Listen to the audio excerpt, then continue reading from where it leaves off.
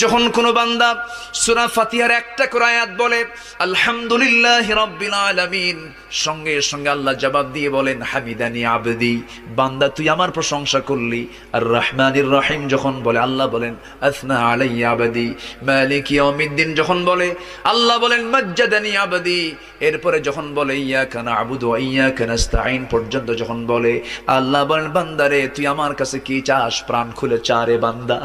ইহদিনাস সিরাতাল মুস্তাকিম থেকে শুরু করে নিয়া ওয়ালাদ-দাল্লিন পর্যন্ত যখন বান্দা বলে তখন আল্লাহ বলেন বান্দা নামাজের মধ্যে এমন প্রেমের খেলা খেললি বান্দা, তুই যা চাইলি সব আমি আল্লাহ কবুল করলাম। ওই বান্দা যখন রুকুতে যায় আল্লাহ তখন অস্থির হন।